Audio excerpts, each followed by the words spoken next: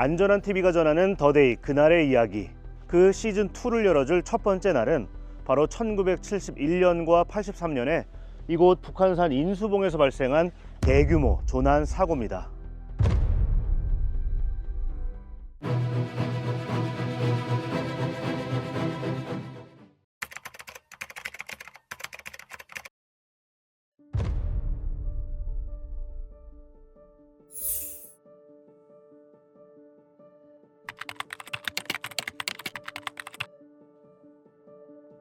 (1971년 11월 28일이었습니다) 예년보다 날씨가 추울 거라는 예보가 있기는 했지만 하늘은 이렇게 유난히도 맑았다고 합니다. 그런데 그때 하늘에서는 서서히 지옥문이 열리고 있었습니다. 실제로 오후 2시경부터 세찬 서풍이 불기 시작하더니 4시부터는 갑자기 추워졌다고 합니다. 당시 김모 씨를 비롯해서 일행 8명도 취나드 B코스를 등반하고 있었다고 합니다. 그런데 정상을 약 60m 정도 남겨둔 시점에 날이 갑자기 어두워졌다고 해요. 더군다나 등반객이 몰리면서 정체 현상까지 벌어져서 정상에 닿은 시각은 해가 진 뒤인 오후 5시 반경에야 가능했다고 합니다. 그런데 정상을 정복했다는 기쁨도 잠시였을 뿐입니다. 왜냐하면 몸이 흔들릴 정도로 세찬 바람이 불어왔기 때문인데요. 결국 김모 씨 일행은 하산을 서두를 수밖에 없었습니다. 문제는 그들의 체온 역시도 급격하게 떨어지기 시작했다는 데 있습니다. 먼저 내려온 일행들은 저녁 8시경에 백운산장에 도착해서 휴식을 취했고, 김 씨와 나머지 일행이 백운산장에 도착한 건 밤 9시쯤이었습니다. 그런데 강한 바람과 추위에 노출된 나머지 김 씨가 안타깝게도 밤 10시경에 숨을 거두고 맙니다.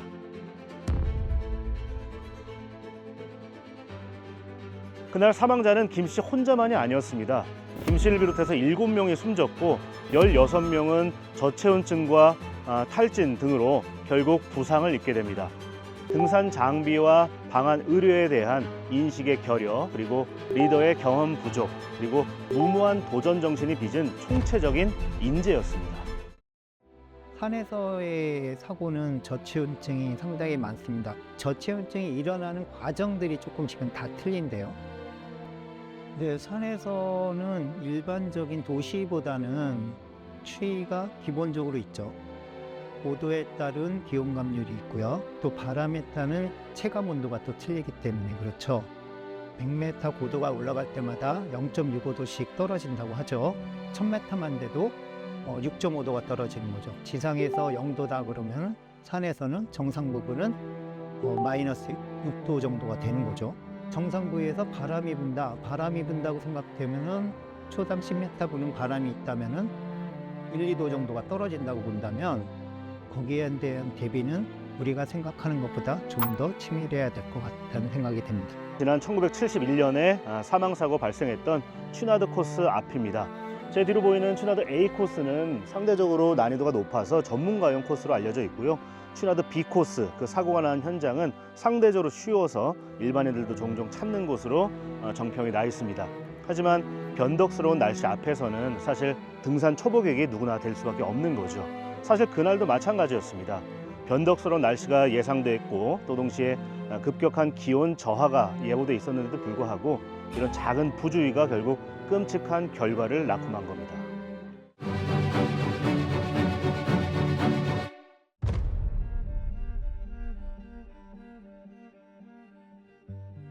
(1971년) 그날의 사고 이후 12년이 흐른 1983년 4월 3일이었습니다. 그때는 벚꽃이 피는 봄이었는데요. 여느 대학 산악부 학생들이 그러했듯이 성균관대 산악부 학생들도 신입생 환영회 겸 동반 산악을 위해서 이곳을 찾았습니다. 이 일대에 있었던 인수산장에서 하룻밤을 묵은 뒤에 이튿날 산행을 할 예정이었는데요. 사실 밤에는 날이 아주 쌀쌀했고 이렇게 그늘지는 지역에는 눈과 얼음이 남아있는 상태였습니다. 하지만 낮에는 비교적 따뜻했기 때문에 이 학생들은 방한 장비를 전혀 챙겨오지 않았었다고 합니다. 해가 막 떠오르기 시작한 오전 6시경 학생들은 예정했던 것처럼 인수 A 코스를 등반하기 시작했습니다. 약 2시간의 등반 끝에 정상을 20m 정도 남겨둔 바로 그때였습니다.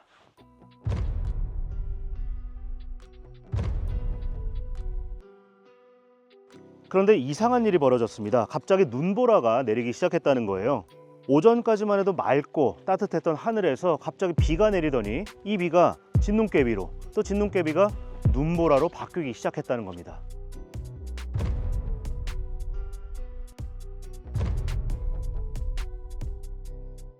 급하게 하산을 결정한 성균관대 산악부 학생들을 비롯해서 8명의 로프가 갑자기 얽히기 시작합니다.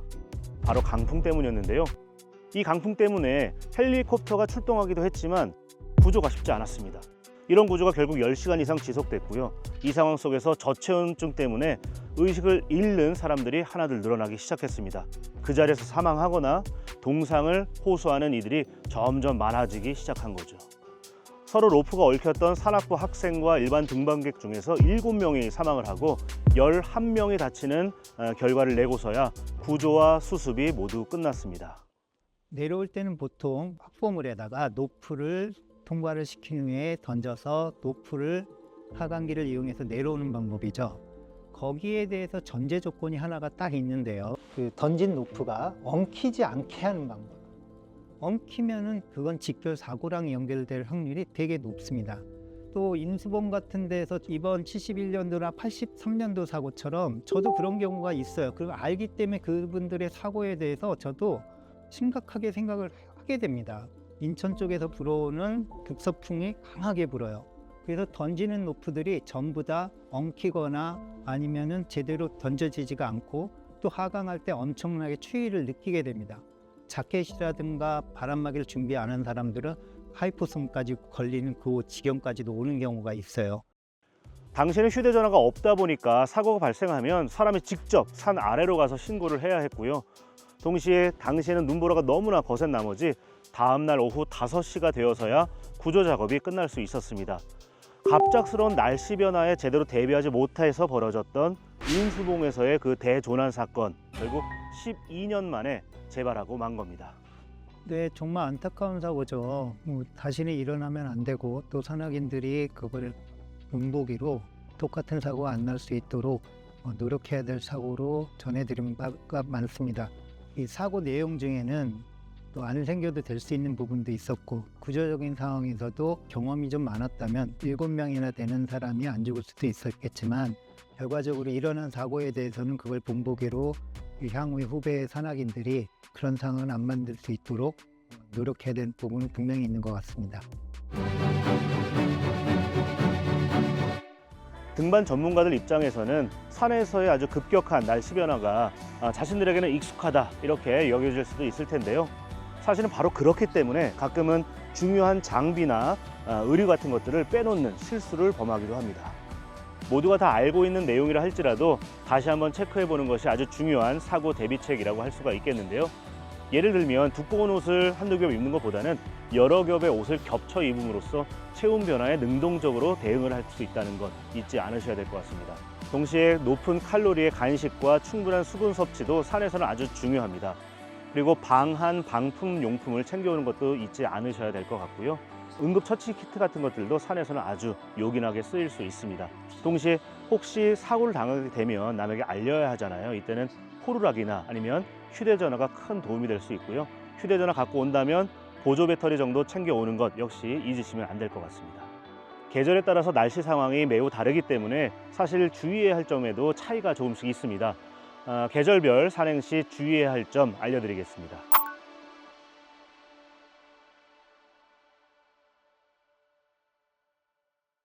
가장 중요한 거는요, 봄이라고 생각된다면 겨울 준비를 하셔야 됩니다. 가을이라고 생각된다면 또 초겨울 준비를 하시는 게 맞고요. 한여름이라면 봄, 가을의 정도의 의류를 준비하시는 게 맞다고 봅니다. 물론 움직일 때는 봄 산행에 맞는 복장은 필요하겠지만 상황이라는 거는 어떻게 변할지 모르기 때문에 겨울 정도의 복장을 내 배낭 속에 챙겨서 가시면 큰 문제는 없으리라고 봅니다.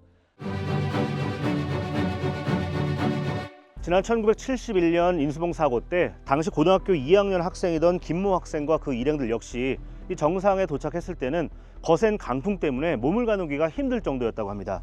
하지만 다행히 배낭 안에 담요 한 장이 있었고 이 담요를 서로 나누어 덮으면서 저체온증을 피할 수 있었다고 합니다. 결국 누구 하나 동상에 걸리지 않은 채 안전하게 하산할 수 있었고요.